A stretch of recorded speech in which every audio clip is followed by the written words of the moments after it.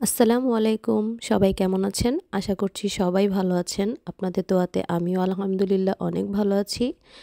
আমি আপনাদের সবার মাঝে আজকে নিয়ে এসেছি আমার একটা ব্যস্ততম দিন শেয়ার করতে। আমার অ্যাজ ইউজুয়াল প্রতিদিন যেভাবে যায়, বিশেষ করে কাজের দিনগুলো, যে দিনগুলোতে আমার জব থাকে, আমি সেই আমার প্রতিদিনের মধ্যে একটা দিন আপনাদের সাথে আজকে আমি শেয়ার করব। সকালবেলা ঘুম থেকে উঠে খুবই হালকা একটু ব্রেকফাস্ট করে নিচ্ছি, কারণ আজকে আমার শিফট 12টা থেকে। ঘুম থেকে উঠেছি 9টায়। তারপর খুব তাড়াহুড়ো করে জাস্ট এক স্লাইস রুটি খেয়ে নিয়েছি। এরপর খুব তাড়াহুড়ো করে আমি বানিয়ে নিচ্ছি আমার দুপুরের লাঞ্চ। আজকে আমি বানাবো ফ্রাইড রাইস। এটা আসলে আমি টিফিন হিসেবেই নিয়ে যাব আমার কাজে, যেন আমি লাঞ্চ টাইমে খেতে পারি। তো আমি সবজি দিয়ে দুইটা ডিম দিয়ে জাস্ট আমি আর আমার হাজব্যান্ডের জন্য একটু ফ্রাইড রাইস করে নিব। আর সাথে আগের দিনের চিকেন আছে, তো মুরগির লেগ পিস, সেটাই আমি ফ্রাইড রাইসের সাথে নিয়ে যাব টিফিন হিসাবে, যেন আমি লাঞ্চ টাইমে খেতে পারি।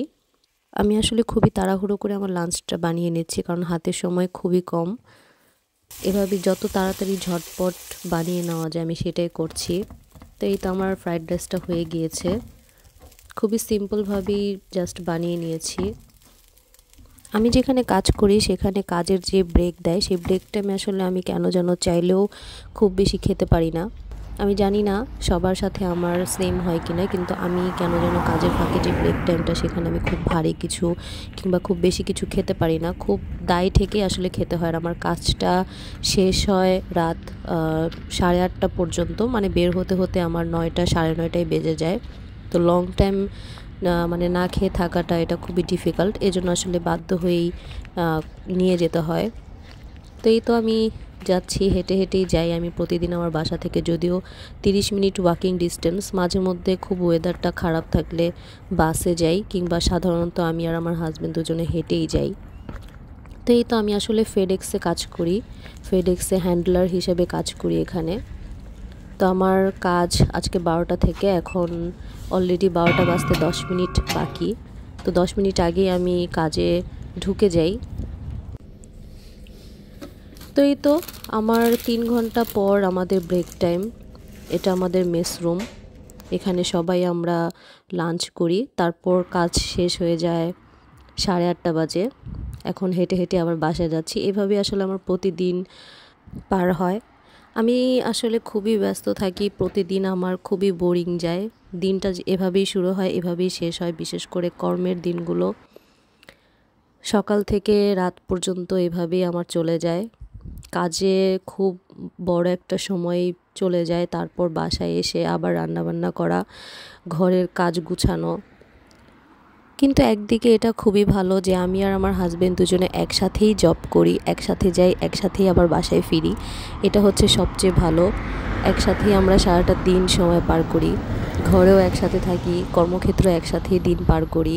এই জিনিসটা আসলে খুবই ভালো। এই তো বাসায় পৌঁছে গিয়েছি, এখন বাজে প্রায় 9:30। বাসায় এসেই 1 কাপ চা তো আমার চাই, খুবই টায়ার্ড। তারপর চা খেতে খেতে হঠাৎই আমার চোখে পড়লো বেডসাইড টেবলে আমার হাজব্যান্ড একটা শোপিস রেখে দিয়েছে। শোপিসটা আসলে আমি আমার হাজব্যান্ডকে দিয়েছিলাম গিফট হিসেবে। কিছুদিন আগে তার মাস্টার্স কমপ্লিট হয়েছে। তার ব্যাচেলর ছিল অ্যারোনটিক্যাল ইঞ্জিনিয়ারিং, আর মাস্টার ছিল কোয়ালিটি ম্যানেজমেন্ট। তো মনে হলো যে আমি আমার হাজব্যান্ডকে তার গ্র্যাজুয়েশন উপলক্ষে একটা গিফট করি। তারপর আমার চা নাস্তা খেতে খেতে বা হালকা একটু রেস্ট নেওয়ার পরে আমার শুরু হয়ে যায় আবার রান্না বান্না, কারণ রাতে আবার আমার ডিনার করতে হবে। তো আমি রান্নার জন্য আজকে করছি মুরগি। আমি মুরগির লেগ পিসটাই আজকে রান্না করব। খুবই সিম্পল ওয়েতেই আমি মুরগিটা রান্না করে নিচ্ছি। আমি এখানে মুরগির কারি যেটা, সেটাই আমি আজকে রান্না করব। আর আমি আসলে একটু বেশি করেই রান্না করি, যেন 2 দিন পর্যন্ত খাওয়া যায়। আমরা মানুষ মাত্র 2 জন, তাই চেষ্টা করি একবার একটু বেশি রান্না করে যেন 2 দিন খাওয়া যায়। কারণ কাজের চাপ পাশাপাশি আরও কিছু কাজও থাকে, এজন্য পরে আসলে খুব লেজি হয়ে যায় বারবার রান্না করা, বা প্রতিদিন রান্না করাটা খুব ডিফিকাল্ট হয়ে যায়।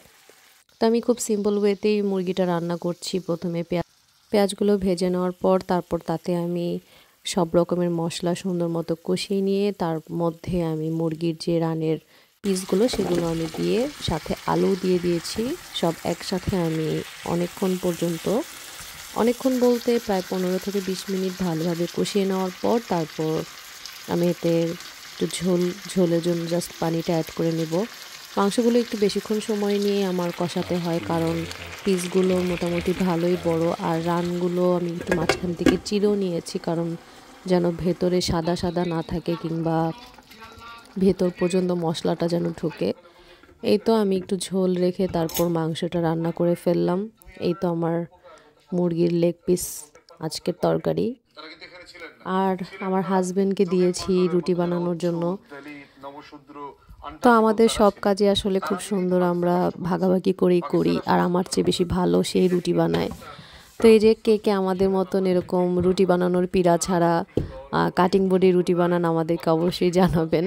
এটা আসলে আমাদের নেই, তাই আমরা এভাবে করে কাটিং বোর্ডে রুটি বানাচ্ছি। থাকবেন, আমাদের জন্য দোয়া করবেন। আজকের মতন এ পর্যন্তই। আল্লাহ হাফেজ।